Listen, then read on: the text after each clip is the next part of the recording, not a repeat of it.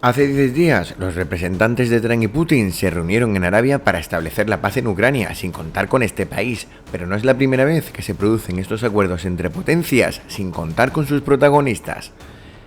En la mayor parte de los casos, las consecuencias no fueron duraderas o crearon diferentes problemas. Eso sí, te sorprenderá saber qué países se repiten. Empezamos con el Tratado de Tilsit de 1807, por el que el Imperio Napoleónico y el zar Alejandro I de Rusia se comprometieron a apoyarse mutuamente frente a Gran Bretaña, en el caso de los rusos, y frente al Imperio Otomano, según los franceses, después de la derrota de la Cuarta Coalición. En el segundo tratado, firmado 2 días más tarde, Prusia perdió la mitad de su territorio, que sirvió, por un lado, para crear el Ducado de Varsovia, un estado satélite de Napoleón, plataforma de la posterior campaña de 1812, y el Reino de Westfalia, otorgado a Jerónimo Bonaparte y supeditado a Francia. Con las manos libres, este país tuvo también libertad para invadir Portugal y España, dando paso a la guerra por la independencia. Además, el bloqueo continental se extendió a la mayor parte de Europa continental, comprometiéndose Rusia a obligar a Suecia a incorporarse a la fuerza, lo que supuso la ocupación rusa de Finlandia en 1809. A principios del siglo XX se firmó también el Tratado de Portsmouth, concretamente en 1905, entre el Imperio ruso y el Japón Meiji, con la mediación de Estados Unidos. En la guerra, las dos flotas rusas fueron destruidas por la marina nipona del vicealmirante Togo, quien fue ascendido a almirante durante el conflicto por sus victorias. La rivalidad y el conflicto habían estallado por las disputas entre ambos países, tanto por el control de Corea y también de la provincia china de Manchuria, así como por la propia China, en aquella época el mayor mercado del mundo.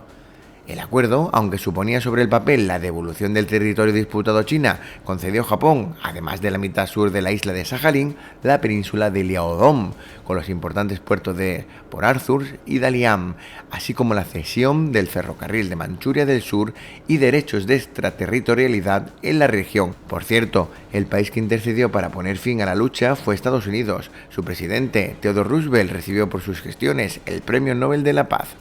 El siguiente ejemplo tuvo lugar en 1916 y fue un acuerdo entre la Tercera República Francesa, representada por François-Georges Picot, y un representante del rey Jorge V del Imperio Británico, Mark Sykes. En un primer momento se realizaron promesas, especialmente por parte de Lawrence de Arabia, a los árabes, representados por el jerife de la Meca, Hussein ibn Ali, de crear un gran estado para ellos si se rebelaban contra los turcos. Sin embargo, estos acuerdos no fueron respetados una vez que el Imperio Otomano fue derrotado. Como consecuencia, ambos países europeos se repartieron Próximo Oriente, correspondiendo Líbano y Siria a los franceses y Palestina, Transjordania e Irak a los británicos, quienes crearon unos estados títeres bajo los reyes Abdalá I y Faisal I.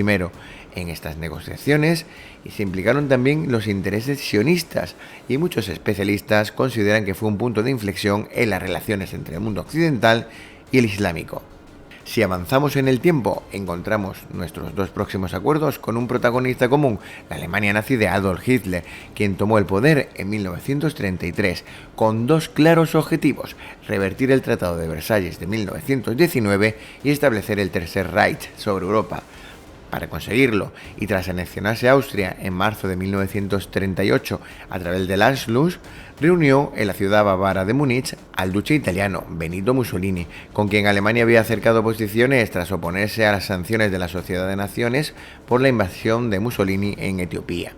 Al también primer ministro francés Édouard Daladier y a Neville Chamberlain, quien por sus gestiones recibió el apodo del pacificador, aunque veremos como con razones infundadas.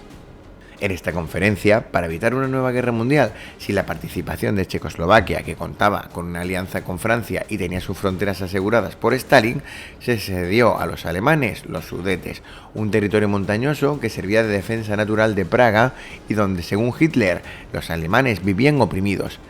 Esta vergonzosa entrega se realizó a cambio de detener las ansias expansionistas nazis, aunque Hitler no tuvo reparos en acabar con los restos de Checoslovaquia, que repartió con Hungría, y con los eslovacos, que se convirtieron en un estado títere suyo,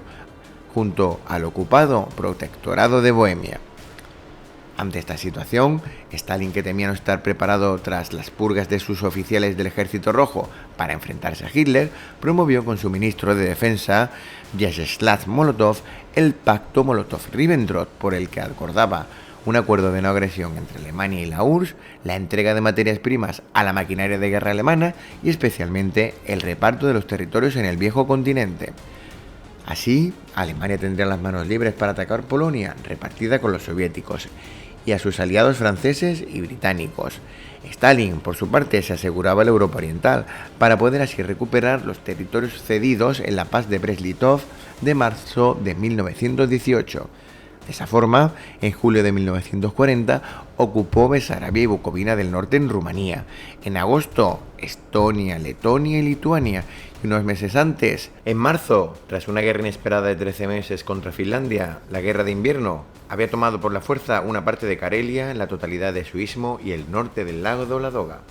Sin embargo, este acuerdo fue temporal y tanto la URSS como Alemania se enfrentaron durante la Segunda Guerra Mundial, a lo que puso fin la Conferencia de Yalta en febrero de 1945. Aquí se encontraron los tres grandes vencedores de la Alemania hitleriana, Winston Churchill, Joseph Stalin y Franklin Delano Roosevelt, que por cierto es el único presidente estadounidense que ha gobernado su país más de 8 años, debido al estado de guerra en el que estuvo Estados Unidos desde el ataque japonés a Pearl Harbor. En la conferencia de Yalta se sentaron las bases de las relaciones internacionales hasta la actualidad y que marcaron también la Guerra Fría,